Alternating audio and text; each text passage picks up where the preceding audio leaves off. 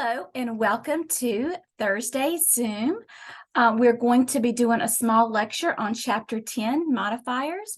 I want to call your attention to the back cover of your CPT manual. And that's where you're going to find a list of modifiers and symbols. You're also going to find these in Appendix A, I believe, and Appendix A in the back of your CPT gives a very, very detailed description of your modifiers. Now, on your back cover, they're only giving just a little detail, just enough for you to refer to. So let me share my screen. All right, Chapter 10, Modifiers. So CPT modifiers, these codes tell the third-party payer, which is our insurance, right, that circumstances exist that should alter the way in which payment is made. So they are used to describe alterations to the CPT code.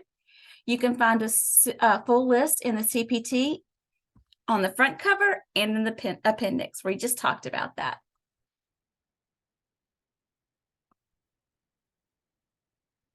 I hit twice. What are the modifier functions? They say altered, which is more or less an altered status, bilateral, which is both sides, multiple services, only portions of a service, for example, professional service only, and we will get more into those as we go through. More than one surgeon, unusual service. And this is a question I need you to think about. What would happen if a modifier code was not used when a patient received a service that was performed bilaterally on the same day? So let's talk about bilaterally, sorry. That means both sides, right? So if you did a code and you didn't indicate that it was bilateral and you just did one side, the doctor's only going to get half the pay. So if you don't amend a modifier or you amend the wrong modifier, it will affect reimbursement. So I just want to go through just a couple of modifiers. 24 is one that you're going to use directly with E&M coding. 24 says unrelated E&M services by the same physician or other qualified healthcare professional during a post-operative global period. 25 is going to be used a lot. It's very, very, very common. So 25 is a significant, separately identifiable E&M service by the same physician or other qualified healthcare professionals and on the same day of procedure or other service. I'm going to give you an example of that in just one moment. So let's just keep going. 50 is bilateral, which means both sides. Now, there is unilateral, which is one side, bilateral, meaning two sides. 57 is a decision for surgery, and it's used with E&M codes 99202 and 99499. And then it gives a list of some other things, but I want to talk about it in the 99202 through the 99499 scenarios. Hi, Jenny.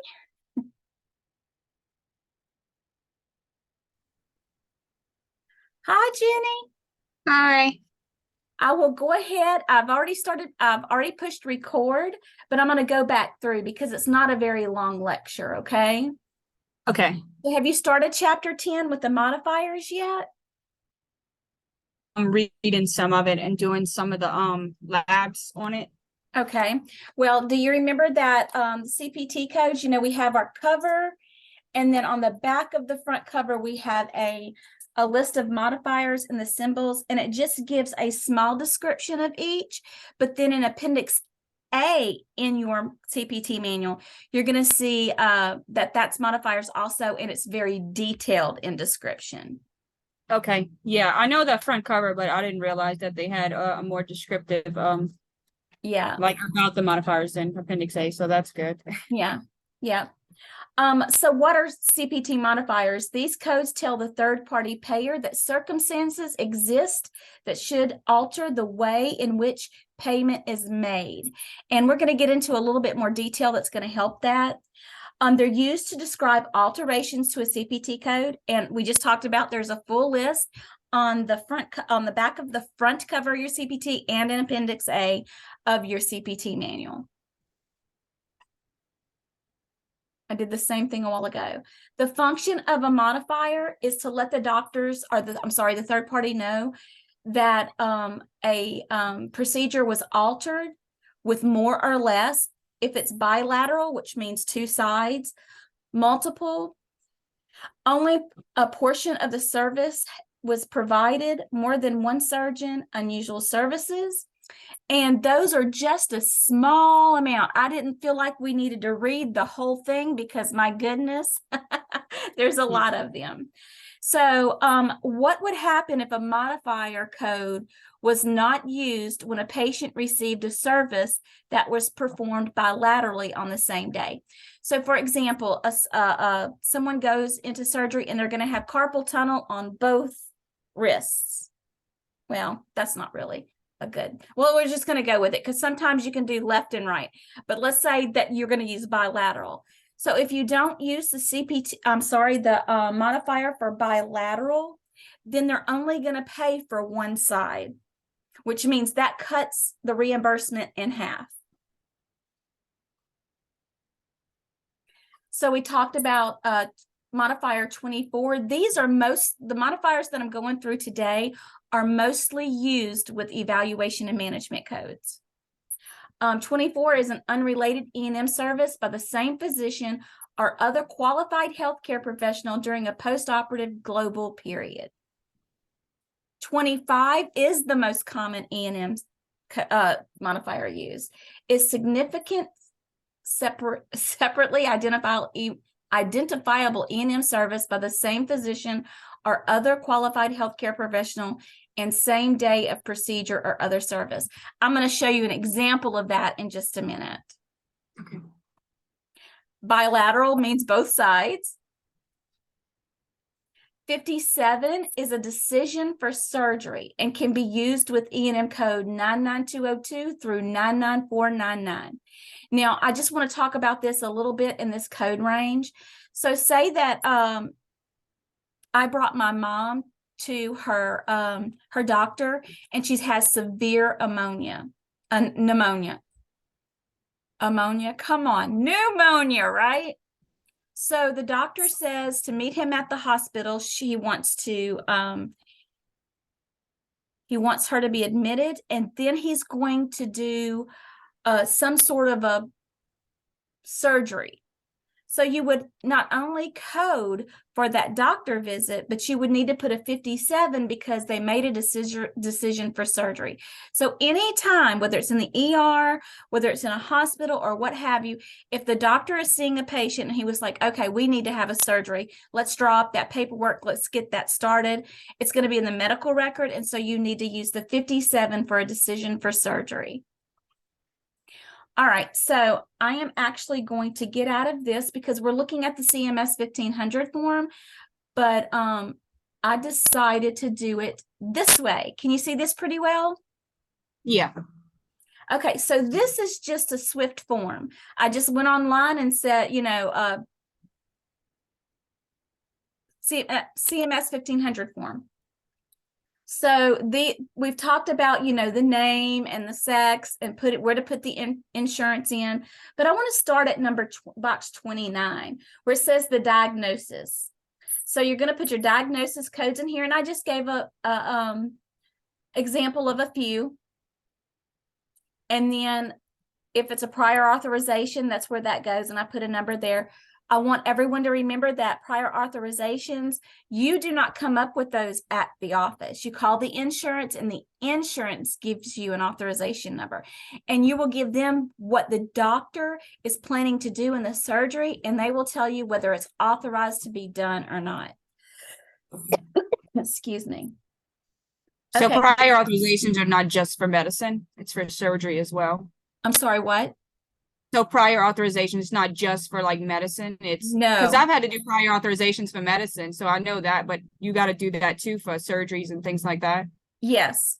Okay, Not I didn't. all insurances require you to have prior authorization, but some do. And how will you know? Well, when you get to your office, your clinic, they're going to train you on those things. Like I know that Vantage, you have to have an authorization for everything. I don't know if you've ever heard of Vantage. It's like Yeah. it's a Medicare Part C plan. It's for Yeah. Medicare. Okay, so box 24 is your date of service. So what is your DOS, date of service? That's the date that you did whatever you did on, right? So I Right. put that this patient was in on 10/7/2022, and you put that because it's from and to. So they came in that day and they left that day into the office. So I did a CPT code. I did an evaluation and management code at 99214. We're going to get to evaluation and management next. So just I don't want to go into that code. Let's just continue on. Now, I want to point out your modifier goes here next to your CPT code.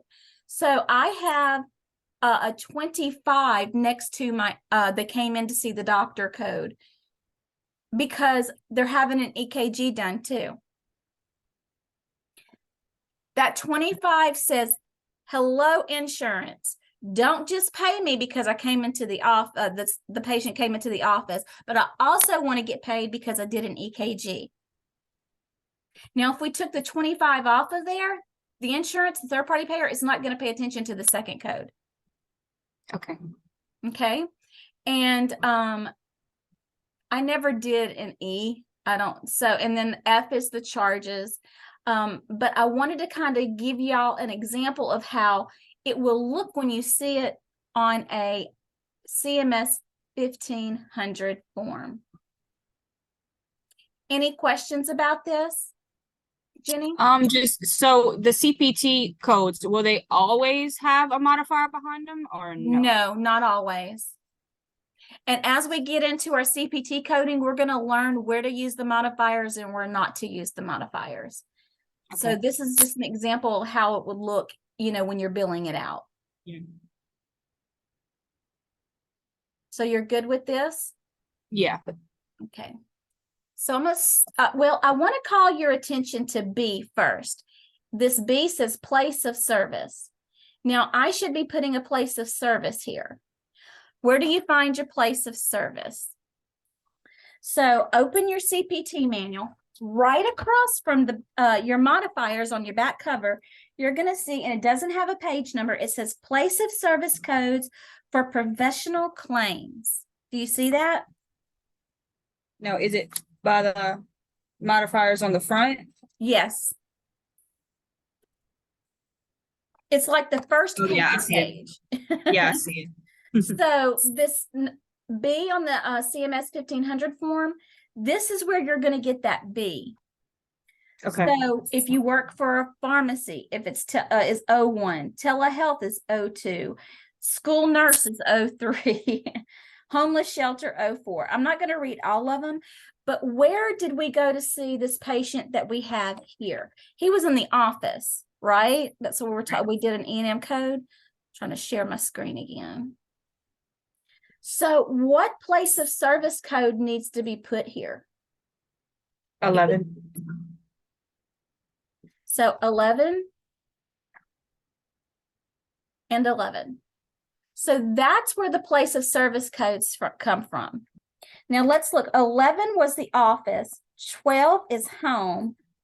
Let's see. A mobile unit, number 15. What would a mobile unit be? Probably ambulance. An ambulance. Yeah, that can be a mobile unit. Helicopter. Yeah. 20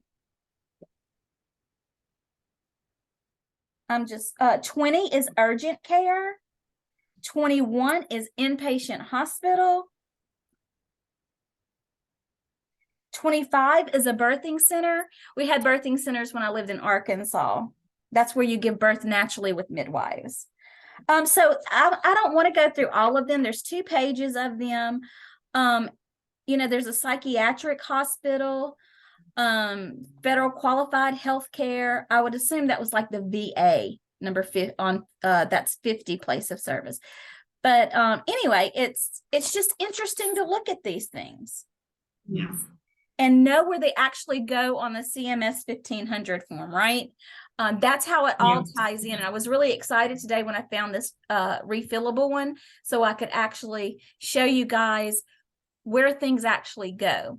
Now, when you're working in an EHR, it's not going to look like the CMS 1500 form. It's much more practical, and it's made for speed. So the system actually puts everything where it needs to go on the form. I don't know how to make more sense of that. But like, for example, when I was coding for the in the office, my CPT codes were automatically recognized from my system, and it automatically put my place of service as the office. When I went over to the surgery side and I started coding surgery, it automatically went to inpatient hospital. So you understand what I mean? It did it itself. It generated itself. But there were some times that I had to go in and fix a place of service because it was incorrect. So do you have any questions? Yeah. No, I don't think so. Quick and painless, right? Yeah. Just one second.